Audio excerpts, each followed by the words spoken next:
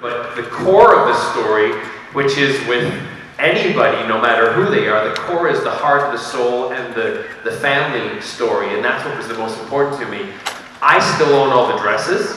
I bought them all because they were beautifully made, and they look great on me. And I actually had a Christmas one year. I invited friends of mine around to the house, dear friends of mine, Sally Ann Triplett and her husband Gary, who was really hot, right? And so Gary and I had a little bit too much to drink, and I'm like, Gary, do you want to go to a fashion show? Because in my house in Wales, we have a part of the hallway that runs from the front of the house where the Dalek sits, all the way down to the back where the living room is all in the back, length of the house. So if you think of it like this would be the hallway, going all the way down to about where past you, and there's a big room that's glass that looks onto the sea. It's beautiful. So we use this as a runway. And Gary and I took him into my closet, and we put on the clothes. I didn't think he would do it, because Gary's like the straightest of straight, right? But he's like, I want to wear the red one. Okay, Gary, and he puts it on. He's like, so what do we do? And I'm like, let me show you how to tuck it under, Gary.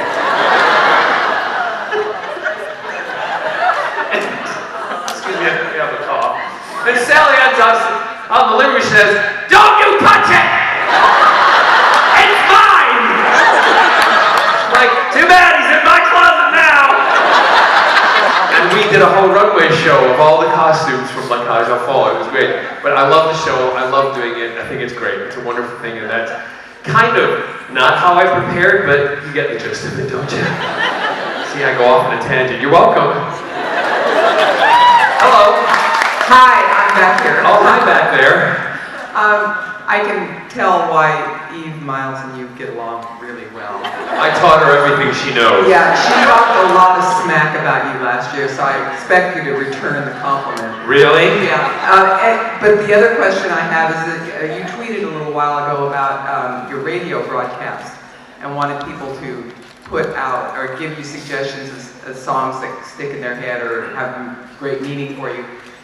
For them, and I wanted to know if that is actually broadcast in the United States. It's not, no. It's for those of you who don't know, I do a radio show once a week, every Sunday night from 6 o'clock to 8 o'clock UK time, British Standard Time, and it is on a radio station called Magic FM. Magic 105.4.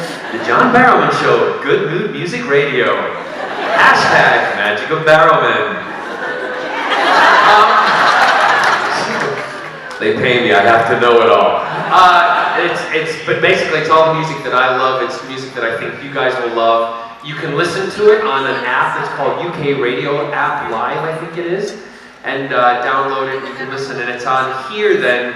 East Coast, oh my God, no, I know California time, so if it was 10 o'clock in the morning. Seattle, I'm Seattle. You're Seattle, you're fine.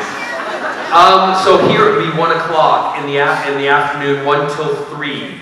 And it's fun, and we're, gonna change things up a little because I think it got a little dull and formulaic because the producers have made me do things that I think are just boring. And I'm gonna try to spice it up a little bit. And if they don't let me do it, then they can fire me. Right? Thank you. They won't because the ratings are too high. Thank you. You're welcome. I'll get the microphone. So what's the song you would pick? I wrote to you and told you about a friend of mine that had died last year, and she absolutely loved the Celine Dion song, the Titanic song. And so I used to, my heart would go on, and when she was in the hospital dying, she wanted me to sing that to her, and so I sang it. So you killed her. So she actually died later. She actually died later that day, but it's always something that every time I hear, it gives me a think about it. But it's fun. It's what I love though about when you're telling that story. You have although it's terribly sad what happened. We're being silly. I try to find humor in everything, but you have a huge smile on your face when you're talking about it because obviously you had a great day with her the last day. I did. And, good. She couldn't talk at that point. She just smiled. She'd probably have told you to shut up. That was why. I knew her for like 37 years, so it was kind of hard, but I still, you know, she was. Well, I'm sorry if we didn't play it. Well, I couldn't hear it anyway. I saw the tweet and I wrote, and I was hoping to find it, and I couldn't find, you know, you. But but now I know how to do it. So. Great. Good. Do it. Email me. We'll see. Okay. All right. Thank you. I'm not playing with my nipple, by the way. I'm just. It's a nervous twitch. Yes. Barrowman.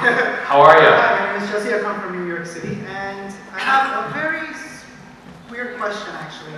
No question is ever too weird. Perfect. Trust me. So I've had them all, that's good. and questions too. A couple of months back, I was in Wizardville Comic Con, and I went to the Stephen Amell panel. Actually. Yeah. And somebody asked him a question, and I want to just confirm it and get a little bit more of a backup information because you're more straightforward about everything. You did something to Stephen Amell, and you know what I'm talking about. No, a little more than that. He asked you to do something to fart in his mouth. Oh, yes. Can you explain? We were doing the sequence where we were bringing Thea to Nanda Parbat. For those of you who haven't seen Arrow yet, spoiler alert. And if you haven't seen it, there's the door. You can ride off. Okay. We're bringing Thea to Nanda Parbat to bring her, or as Katie Cassidy calls it, Amanda Poorbutt.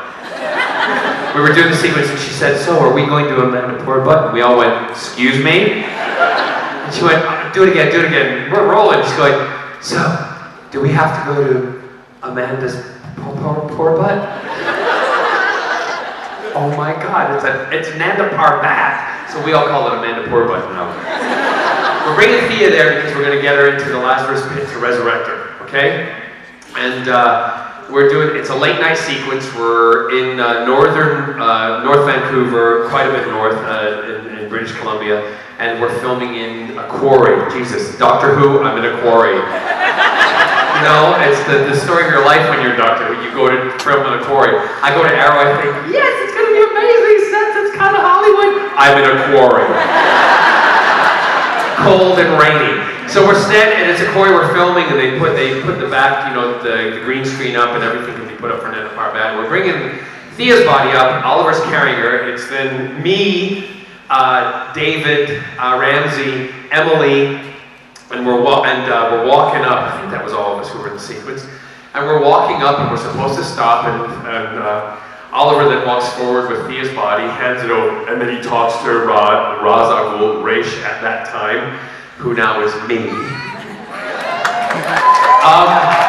So he talks to him, and meanwhile, we're having our own conversation. And David, because he's up there doing the dialogue, we think we can't be heard. So David and I are back there going, you know, like Oliver is talking to Raz, okay? And we're standing there, and I'm standing there, supposed to look really intrigued and really, you know, heavy because we're coming back to Nanda Parbat, and I'm going, David, I have to fart. And David's going, just do it, man, just do it. Just drop the fart. Just go ahead and do it. No one knows. Just do it. I'm like, I really gotta fart. I said, mine don't smell. He said, you don't smell. I said, no, mine don't smell. How can your farts not smell? I'm like, I don't know, they just don't. Fart all the time. Scene going on right in front of us. I just fart all the time and they don't smell. Just do it. Fart, dude. Just fart. So I went.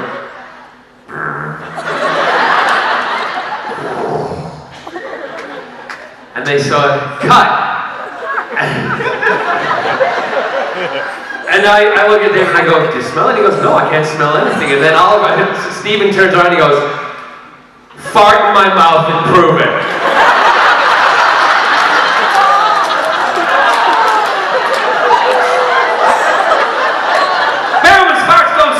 Fart in my mouth and prove it. So now we'll be doing sequences, whatever, anywhere, talk about something, and Oliver, I have to talk to you. Fart in my mouth and prove it. It's become the thing that we say to each other now. And like, we'll finish a sequence. I will see you later. Fart in my mouth and prove it.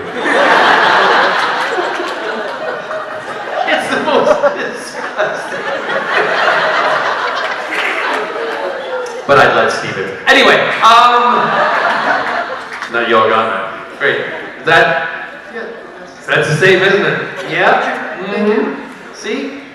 Yes. I'm a really big fan of like Dr. Who and Torture and Now. No! No one would ever have guessed that. I would never have guessed with your fez and everything you're a fan of Doctor Who. Exactly. I thought you were a Shriner.